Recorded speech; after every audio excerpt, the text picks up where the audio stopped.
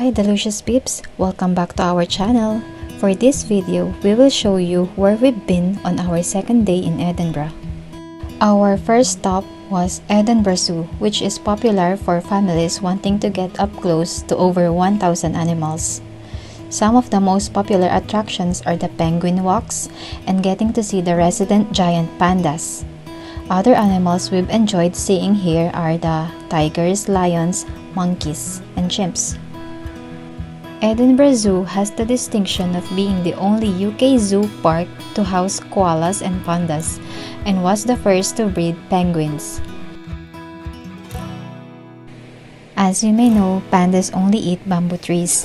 It may look very simple, but we were entertained to see them enjoying their meal. It's our first time to see pandas.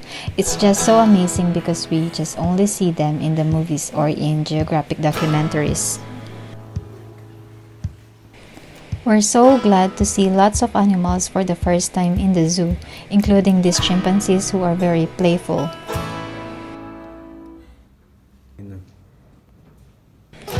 Actually, without this video, we would not remember seeing them way back 4 years ago.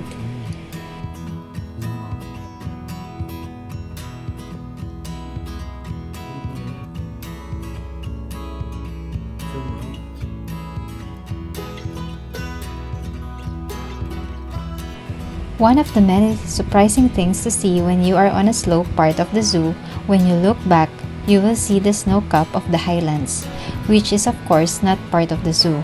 But it's so amazing to see this from afar with a very nice perspective if you are in the zoo.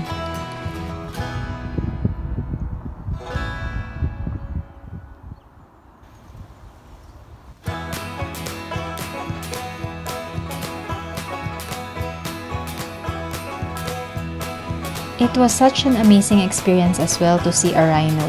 This one is called Greater One-Horned Rhino. And JAZE is trying to catch his attention and look at this part. When he managed to do so, the rhino was just looking at us like a statue. It was so amazing.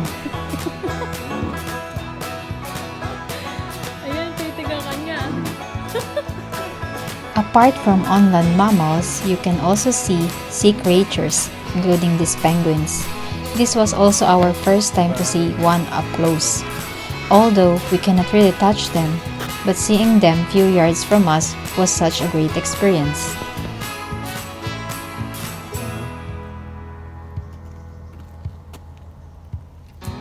"100% kids will enjoy these penguins, even just watching them from a distance." We also caught some students doing their tour. There were still lots of animals that you can see in the zoo, like the koalas and different kinds of monkeys, the small ones, but we lost our videos of them, so you might just want to visit them in person, of course.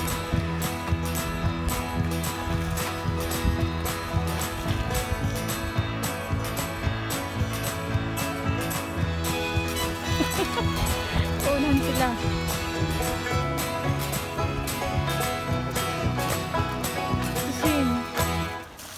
Swim sila.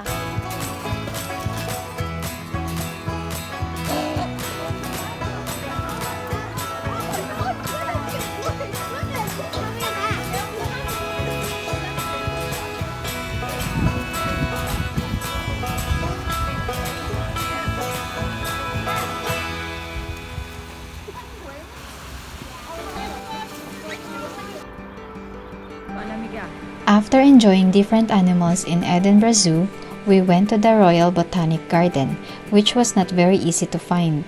But it's worth the visit because of the beautiful landscape, which has got a lot of well-maintained plants, and it's really well manicured. It is a must to visit.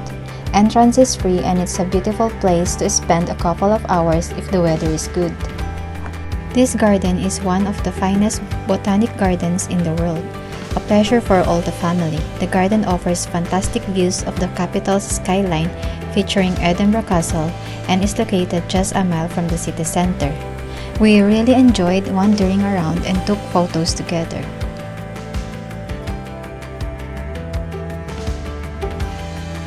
Our last visit for this day was the Calton Hill, where you can see the Douglas Stewart Monument and other structures.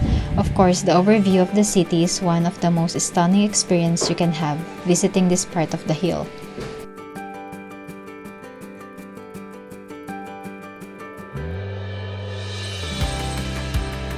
Also, from here, you can appreciate the view of Arthur's Seat, which is our backdrop in these photos.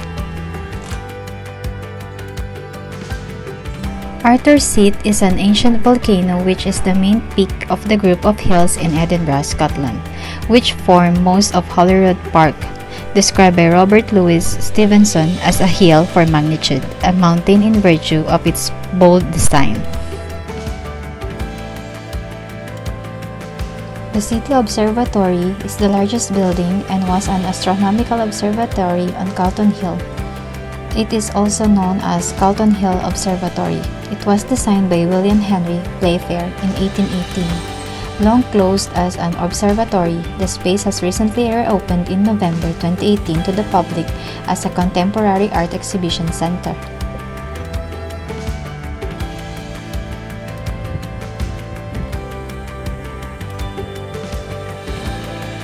Another one is Nelson Monument, which has a small museum, and then you can climb the 143 steps to the viewing platform on top, which offers wide vistas over Edinburgh. The small museum details the history of the monument and the man for whom it was named.